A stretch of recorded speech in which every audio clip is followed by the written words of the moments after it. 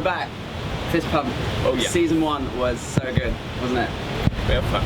Good fun. We completely didn't know what to expect. We had no idea how long we were going to last for and where we were going to go, and we made it, and I'm so proud of what we did and what we made, and like I don't even know where to begin, but yeah. We survived the trip. We survived the trip, yeah. That's a good thing. So what basically happened since the last time you saw us, we were in that orphanage in Cambodia.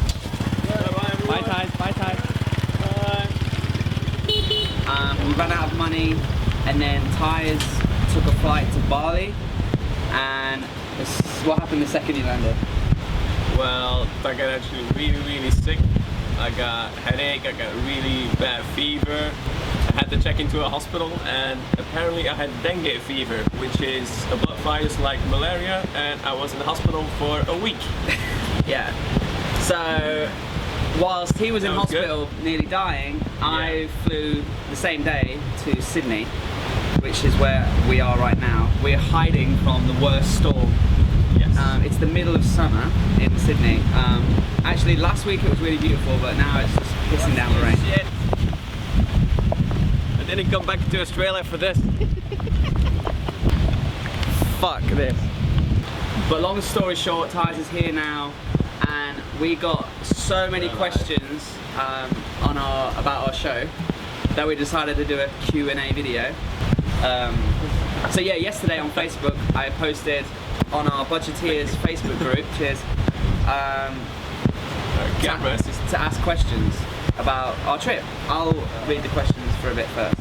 Okay, Brooke Hunter asks about 1,000 questions, but we'll start off with the first one. Describe the experience in 3 words. I'm gonna say amazing, inspiring, and hilarious. Random, kindness, and success.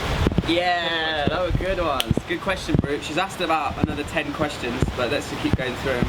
Brooke Hunter asks again, what was your highlight and low point of the journey? My highlight I would say, was working in the CPOC orphanage. I loved it. It was so fun, and the kids were amazing, and it was really inspiring. Yeah, too bad we couldn't stay longer though. Yeah, and my low point was low point. I think that says it enough. I can't even think about one low point. No, because I think of low points, I actually think of every point we actually conquered. Because we had so many issues, but yeah, like we how to conquered get them out of all. town. Yeah, exactly. Like there were times where we couldn't get out of a town, or we didn't know what we were gonna do, but we ended up we like had bad luck in somewhere over there. But then we met other people, and though they were great, so every low point came with a good thing. Yeah, that's a good answer. Yeah. Okay, David Blair asks, how long did you spend toying with the idea of the trip, and what was it that made you decide to go through with it? Basically, before we did this trip, me and Thys were working in a farm in Australia, and it was super boring. That's where I met this guy. Yeah, so we were working in this farm, and we were just put basically for like 6 or 7 weeks, or maybe a bit longer. We were just putting boxes on top of boxes. It was so boring, and we just talked every day about cool stuff to do.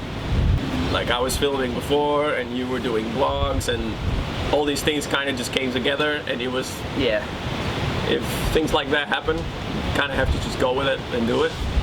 So that's how the idea of the Budgeteers was born. The thing that made us go through with it is we just thought like life's too short, and you've never been to Asia before, and there's no time like the present. Like if you want to travel, just do it. Like it's not hard. Like a lot of people think, oh, I can't quit my job, I can't dump my boyfriend, I can't move out of my apartment. You can. Quit your job, or ask to get it when you get back. Get someone to live in your apartment, and bring your boyfriend or girlfriend with you. And if they don't want to go with you, they just high five them and say, I'll see you in the next life, or I'll see you when I get back. Like don't let logistics get in the way of living your life, you know. And traveling, it really is living your life. Wouldn't you say? Yeah, I totally agree. Farah says, what made you guys choose Asia and what drew you to the countries you visited? Well, Asia's cheap, Asia's near to Australia. I've been to Asia for about 10 years, on and off. Thys had never been to Asia, and the countries that we chose were just because they were in the order of where we were traveling. Pretty much. So convenience, the answer is convenience. Next question from Niels de Jong. Were the kids at Paddy's school more amazed by Thys' length or by Paddy surprising them? Be honest. I think he means Thys' height, not length. Yeah, I didn't show him my real length. Yeah, but I get what you mean. I get what you mean. They were like, when they saw me, they're like, oh, it's Paddy! It was a really cool moment, and but then obviously Thys is behind me filming. We were trying to film them seeing you again after so long. Yeah. But then they were all just looking at me like, who is this tall giant? Yeah, because Thys is 197 centimeters, which is by far the tallest human being that they've ever seen, guaranteed, living in Thailand. So they were pretty amazed by him. So that's a pretty good question.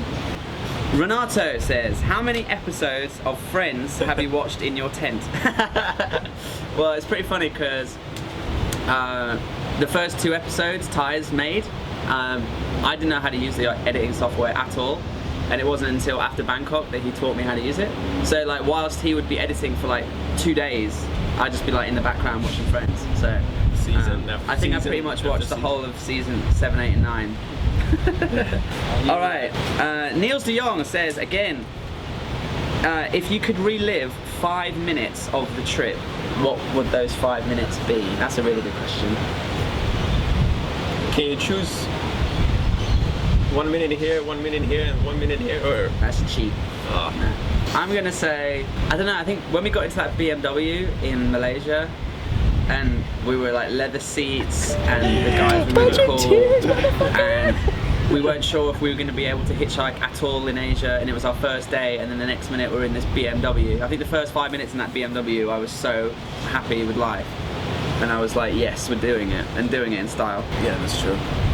Oh man, I'm thinking of a moment now. The flow boarding in Bangkok though, when we got all the beers, all the food, everything was just going so well. Yeah. That was really pretty cool. That was pretty cool. We were so drunk. Oh my god.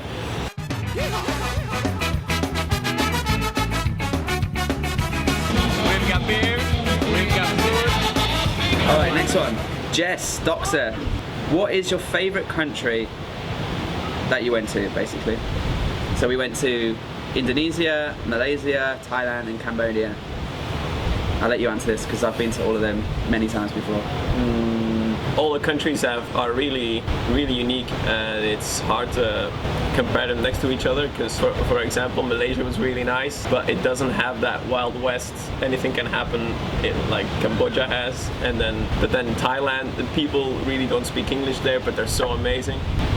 I'd go back to Cambodia if I. Yeah, Cambodia's cool, man. Although it gave me dengue fever and almost killed me, I'll come back. Okay, AJ, Anthony Joseph, the guy who hosted us in Malaysia, absolute legend. He's asked a question. What was most shocking and most pleasant about Asia? I think this time for me, the most shocking thing is just to see how expensive Thailand has become over the years. Like when I first went over there, it was a cheap country. You could live off there really. I mean, we did live cheaply, but just it's shocking how expensive Thailand has become over the years.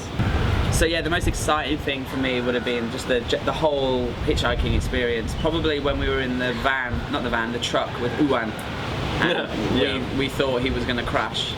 Like that was exciting, but also like really terrifying. So we were like, please pull over. Exciting, hitchhiking with the police, really exciting. Yeah, hitchhiking with the police. That just came out of nowhere. We have a couple more questions from Brooke again. Did you ever get sick of each other? Constantly. Not really. Like I didn't. Like I get stressed like about little things all the time. And Thys is so chilled and like does everything at his own speed, and I like to do things a bit faster. So sometimes I'll be like, Thys, come on, why haven't you done it yet? What's going on? But not like, we were never at each other's throat. We never had an argument, really. No, we knew each other before that for a long time as well, so we were already in sync, you know? Like before we did this trip, Thys said to me, like, I already know that you're going to be a good person to travel with. He could tell, which is good. And I was like, yeah, you're chilled out, because you have to be really careful with the people that you travel with. Yeah. Because you might like them back home or at work, but when you actually travel with them, it can be a lot different. So work out what they're going to be like when they're stressed, when they're tired, when they're stressed and tired, when they're sick, stressed and tired. And hungry. And hungry. Like, when I was tired, I'm stressed and annoying. And when he's hungry, so whenever we were like both together the same, yeah, we kind of got in each other's throats sometimes, but nothing to write home about. Okay, last question. Again, Brooke says, is there going to be a next time? Where would you go? And would you do anything differently next time? There will be a next time. Yes. Because life's great. The Budgeteers was one of the best things we ever did. And it was really, really easy. We just had a little bit of money. We booked some flights, we went to somewhere, we travelled, we filmed it, we edited it, we put it on YouTube, and that's how easy it is. Like, it sounds like, oh, it's not that easy, you've got to do this and da-da-da, but we just blagged it. We just made it up as we went along. Like the first few episodes, I didn't even know how to use a camera. Like, there's shots in the first episode in Bali where everything's out of focus.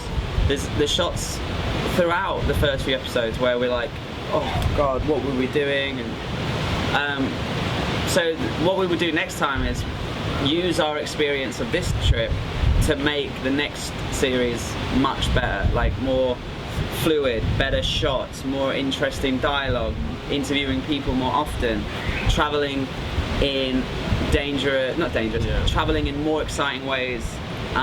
We've learned so much now from our first adventure that I miss it now. I wanna use what we learned and do more. Yeah, exactly. Because it kind of becomes a lifestyle, filming everything you do and always looking for some exciting stuff to do, and you're living fully. You're living really.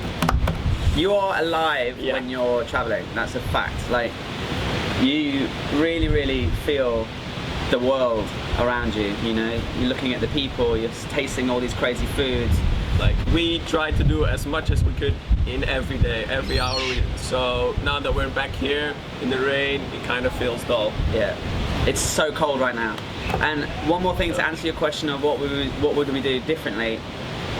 I think we would travel for a shorter period of time on less money and edit everything at the end, because we spent so much time editing. Like, you don't want to know how many days we had to take off from actually doing stuff to sit down on front of the laptop and make the shows, because we both knew that when we get back to Sydney, you know, tomorrow he's going to hitchhike to Melbourne and then he's going to do his thing, and I'm not going to see him for a while.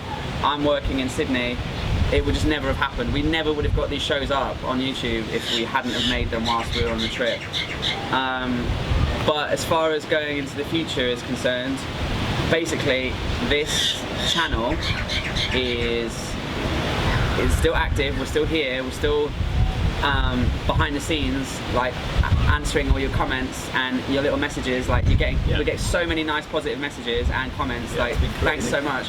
But we want to get 1,000 subscribers, only because if we get 1,000 subscribers, then we know that there are people out there that actually want to watch our show again. Yeah. If there's 1,000 people on the planet who like watched our first series, thought it was really good, want to see another one, then me and Thys will be like, okay, it's on, let's plan it. We don't know where we would go or how we would do it, so please let us know, like in the comments of this video, what would you like to see us do in season 2, where would you like to see us go, things like that, because we don't have any ideas right now. One thing's for sure, we're gonna do it more crazier, more professional.